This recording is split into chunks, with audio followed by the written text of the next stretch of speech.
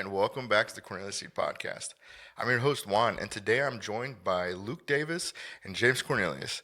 Luke is a district sales manager out of Northeast Iowa, and James Cornelius, one of the owners, who's also integral to our product selection team. Today we're going to dive into the world of traits, from SmartStax to PowerCore to Duracade, really all those trait packages you hear throughout the season. We're going to talk about what's working, what's next, and really why flexibility in choosing a variety of trait packages might be the best advantage. So we'll get into it. We'll start off with Luke. Welcome, Luke. Well, thanks for having me today. My name is Luke Davis. I cover the northeast corner of Iowa. I've been in the seed business for 19 years now. The last 8 years with Cornelius, spent the previous 11 years with Syngenta Seeds and the Garston Golden Harvest brands, and have worked in the northeast corner of Iowa the entire time. Okay. What counties are those that your main three counties surrounding you there? So it's I usually what I use is kind of highway boundaries because they're the most noticeable in northeast Iowa. North of Highway 20 along the Highway 20 corridor, almost over to the river. There's a couple counties I don't cover over by the river, but and then west to Highway 63 218 corridor, and then north up to the Minnesota border. Nice. So essentially anywhere that you get terrible phone coverage, pretty much. Yes, exactly. Lots of hills, lots of tough soils. It's obvious that you've been in the industry plenty of time. You've worked with other outfits, and here we're an independent outfit. How does Cornelius's independence help you bring what your growers need, especially in the traits department? Yeah, that's a great question, because I spent my previous 11 years with Syngenta, and with them being their own trait provider, developing their own traits, we were really focused on providing or recommending traits that only they had developed. So I spent first couple years launching rootworm, then onto Viptera, and onto a couple of great traits that we now have access to. But I was really pigeonholed into just recommending those traits. I couldn't go off to and say, oh, well, this trait from this other provider is an excellent trait. I had to really stay and say, well, this is the best trait because we provide this trait, even if it maybe wasn't the complete truth.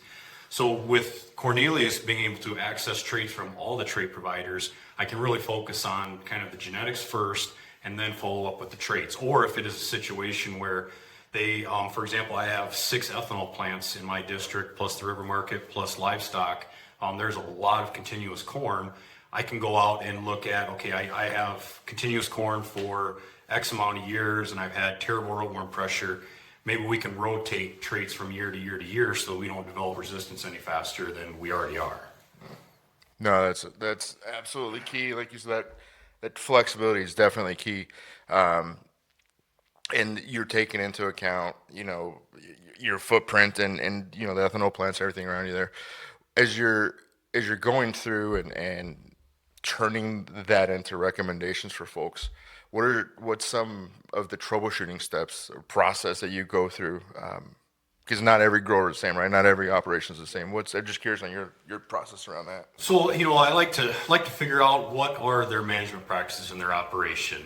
So, for example, if they've been continuous corn, this person that's continuous corn might be managing their operation different than another person that's continuous corn.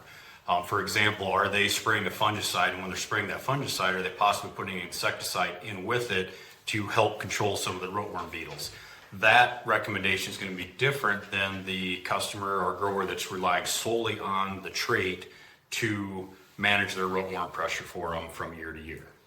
Another factor that can be there is what are the capabilities of their planter? Do they have insecticide on the planter? Is it liquid? Is it dry?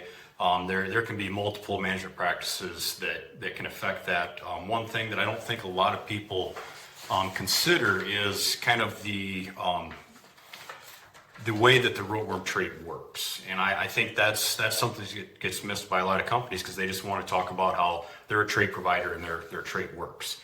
But at the end of the day, the trait doesn't work as soon as it's put in the ground. So when that rootworm, for example, rootworm trait, when it's first growing, those roots aren't protected. So if we have, let's say, a delayed planting, or maybe it's a grower that has a lot of livestock and they don't get planted quite as early as some other people in the area, or maybe that's just part of their rotation is they take cover crops off first and then plant a little bit later. We've had the GDUs for that rootworm to get started. Yeah. And that rootworm can only be controlled up to the first instar.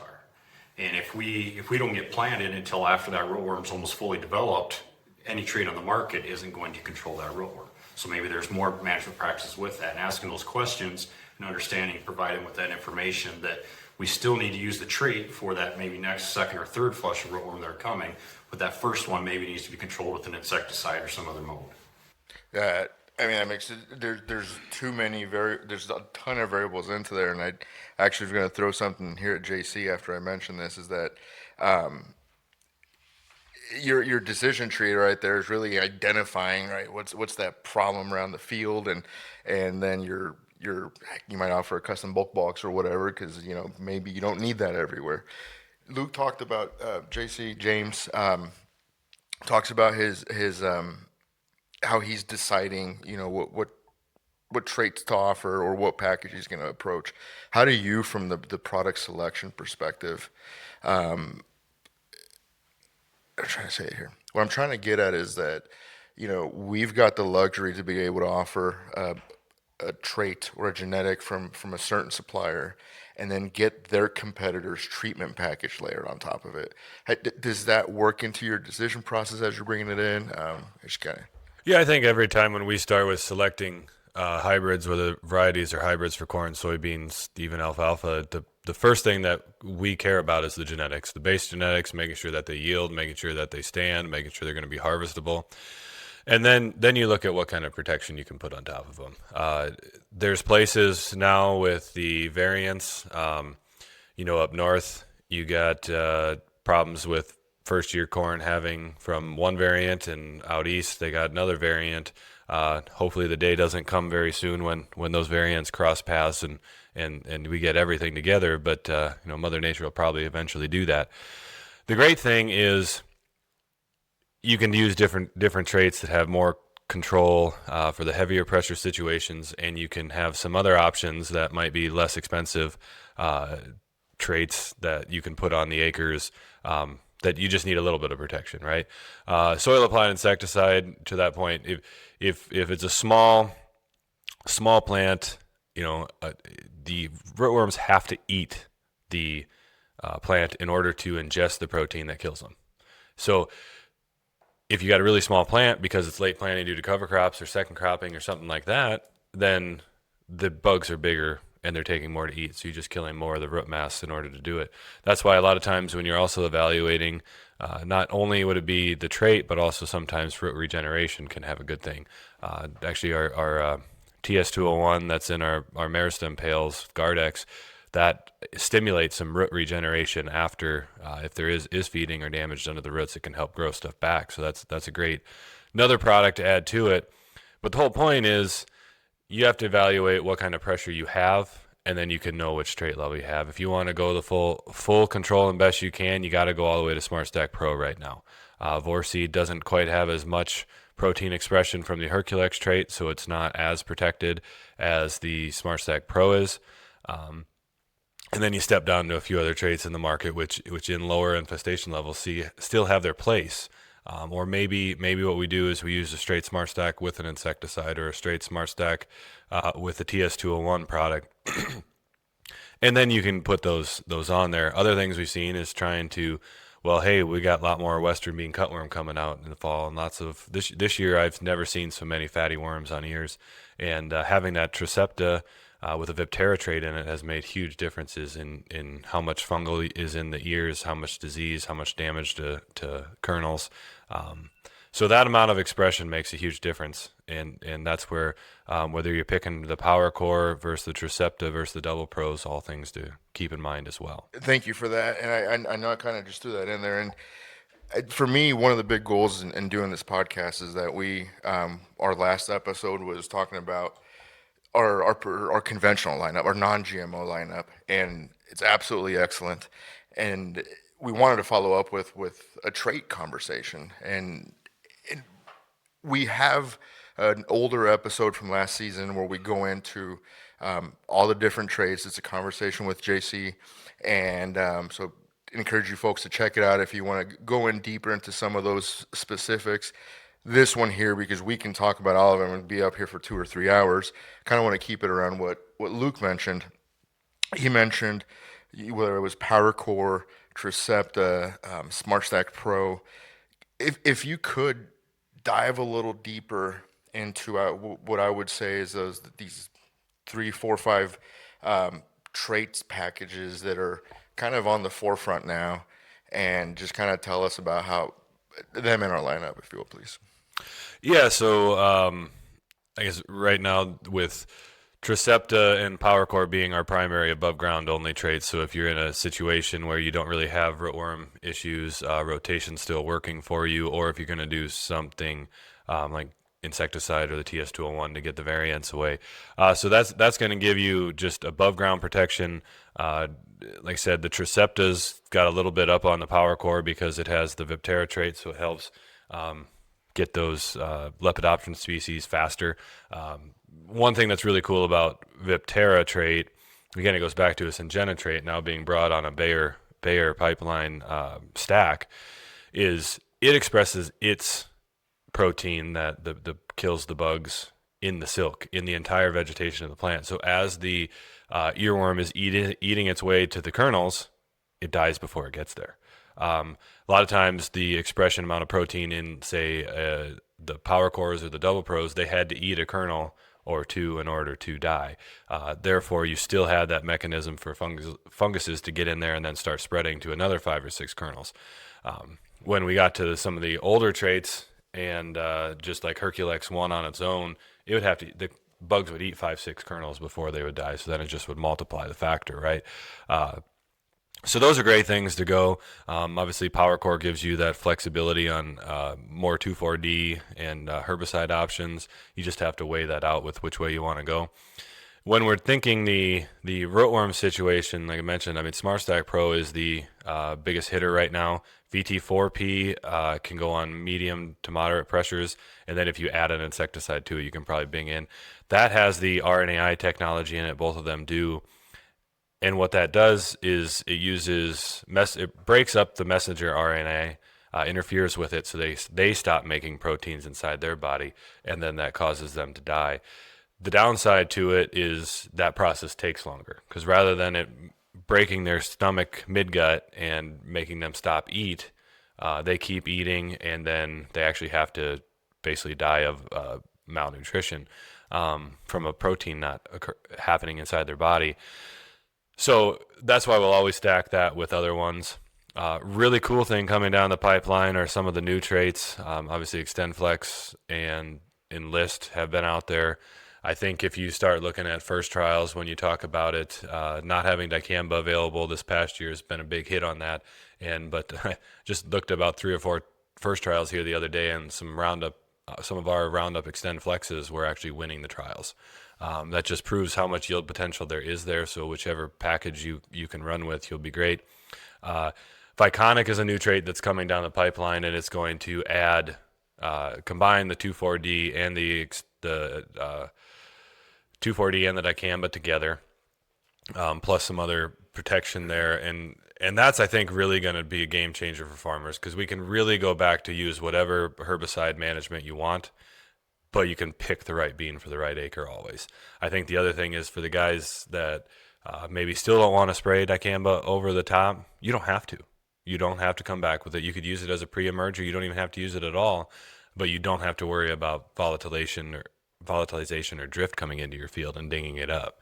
I saw one first trial that all 30 out of 30 were, I think, Enlist beans. I think that's pretty evident that maybe had some contamination in the sprayer, because otherwise there should have been a Roundup XtendFlex in there. Yeah. And you know, that's the thing.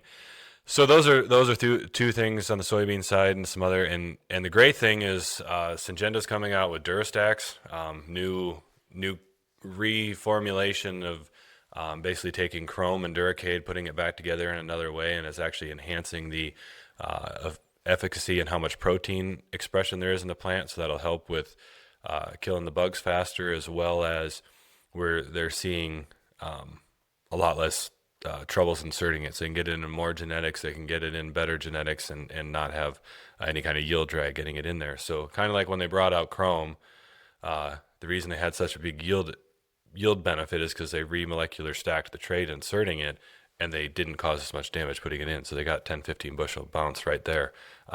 The sacrifice is they gave up the expression of the rootworm proteins. So they have slightly less control.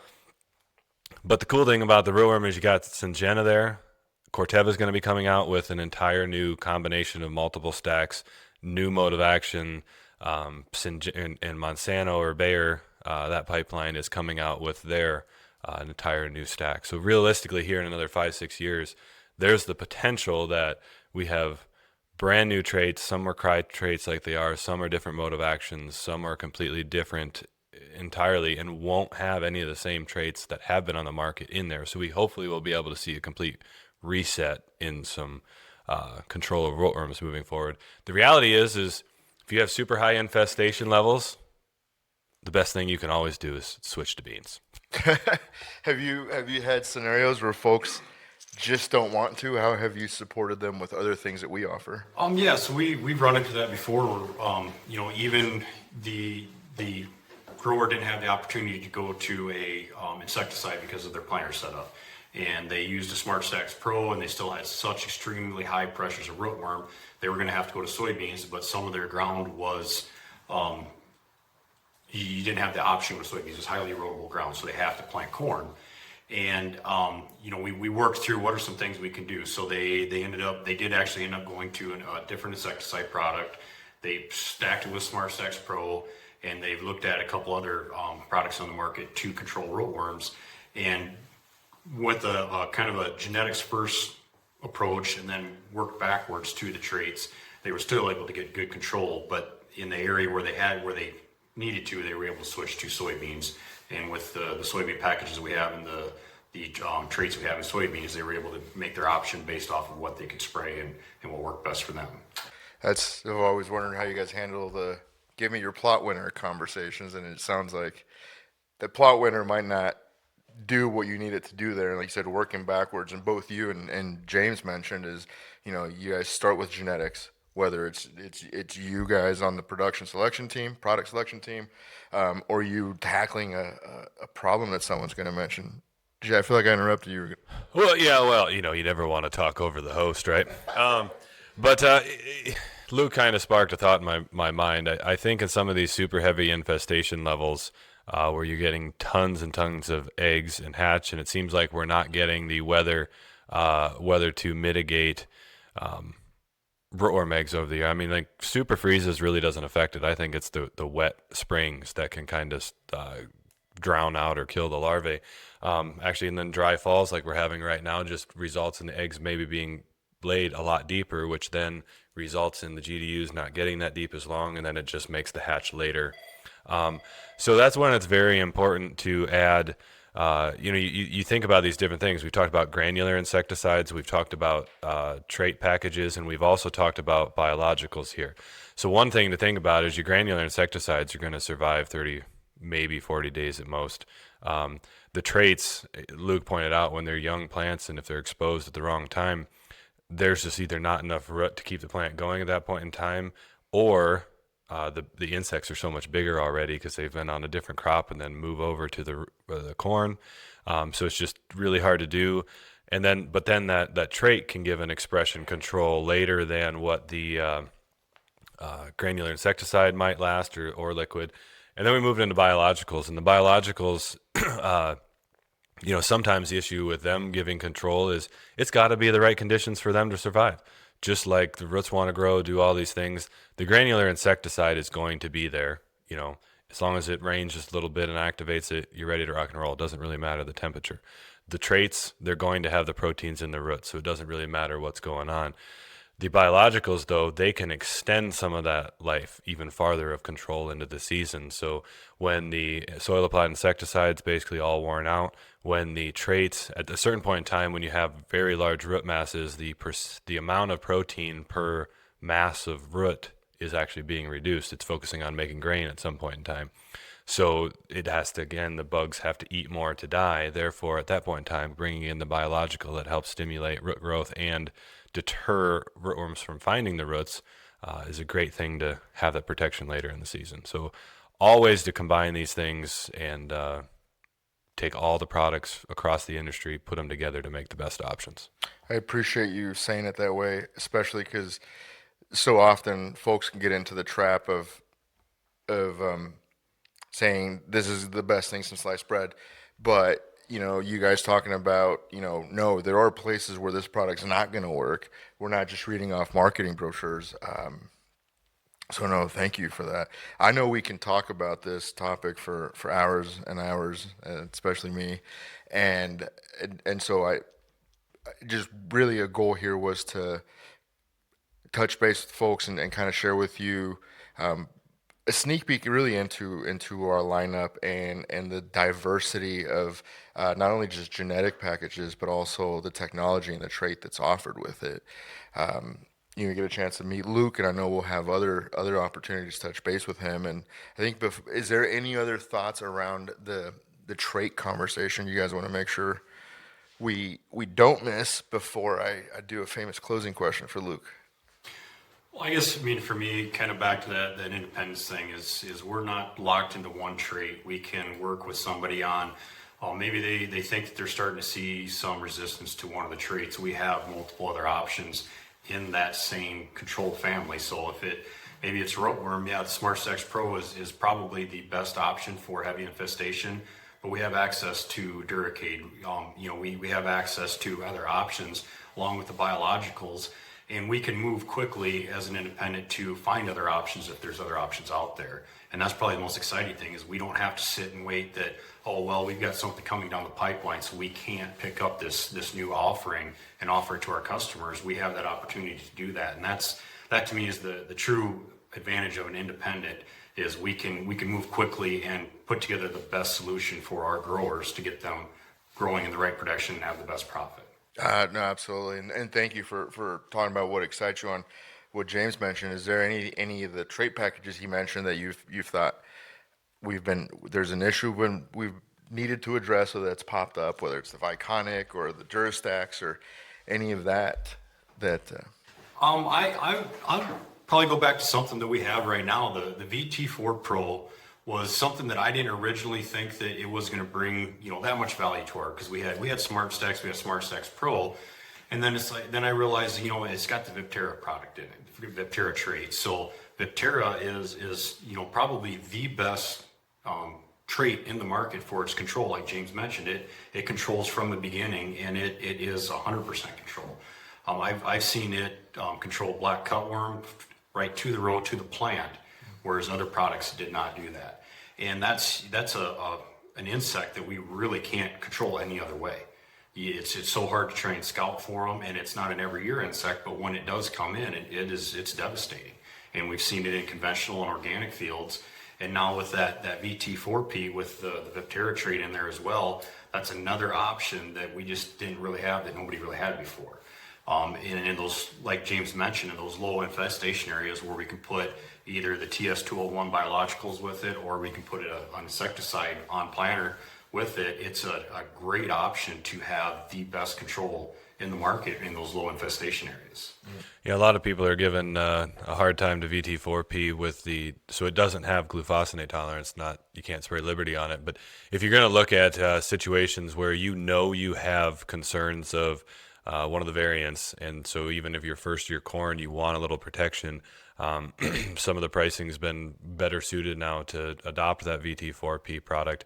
And when you think about not being able to use Liberty on the first year corn, but if we're in these areas where you're going to have some 2-year, 3-year corn, now you can come back with SmartStax Pro in the second year without it, and your Liberty is going to clean up any volunteer you have in the first year corn. So there's actually a positive side to not having that Liberty in there as well. And yeah, black cutworm. Oh, it's egregious when that thing takes off, because it's so hard to scout for, and you'll see a couple plants, you won't notice it, and 2 days later, it's an acre gone. Wow. That is, well, that's no, thank you both. I was curious on that. It's fun I really like doing the guy on the field conversation. You, Luke, out as a district sales manager, and then someone inside here in the house, and the thought process around the product selection. But as I say, giving him just credit to out in the field, You are too, right? You guys farm, you've got your own cattle operation, so you guys wear all those multiple hats as well to kind of place yourself in those shoes. You know, we're not making decisions out of a boardroom, and I'd hate to call it, you know, the prescription process, but it's not every acre is the same, and you know many could be. And so, with that being said, look, one of the things I like to ask for folks that first join is, you know, you've been in the industry doing this for many years. What is something you would tell a young Luke first stepping into it that you wish you knew then that you now know? I mean, I think you hit on it already. Is not every acre is the same, not every operation is the same, and operations that can be run the same are not the same. Ask those questions as whether you're a DSM, a seed rep, or even just another farmer. Reach out to that neighbor and just ask questions about what are they doing that's having success, what are they doing things that are different, and talk about what you're doing and build that relationship to figure out solutions for your area, because every area is different too. Whether it be different soil types or different farming practices. I get into areas where it's just continuous corn due to the amount of livestock and the ethanol plants in the markets that they have, and how they manage their operations are completely different than when you get into these areas with more of a 50-50 rotation and just different farming practices and different microclimates even. It can really change along the river valleys, the Upriver River Valley and stuff like that, where they farm completely different because they get more GDUs because of the river valley. And you go to different areas, the opposite, they actually have less GDUs because of the river valleys. And it was something really interesting to me because I come from further south of there and our river valleys were short of GDUs. And you go north up along the upper river valley and they have more GDUs in a growing season. So just asking the questions and being willing to learn every day. That's another thing is being open to new recommendations and just seeing how other people do things is really big. That is awesome. I appreciate that. It's funny that you mentioned about connecting growers with each other because in our last one, Mark Todd mentioned that was an approach that he also likes is connecting folks. So, any final thoughts from you, JC? Well, if you want to connect folks, just make sure when we come out with our post-harvest meetings and agronomy meetings, everybody's welcome to attend those, and you can cross-hash ideas with other growers there at those events, and you always get a great meal to come with it. So. That is absolutely true. There's always delicious food there, and that's an excellent way to close it. So check out our website, folks, corneliusseed.com. You will see an awesome new tool to see our performance data and our plots. But you can also click on our sales tab and find ways to connect with Luke or any of our other DSMs that would be in your area. So until the next one, thank you.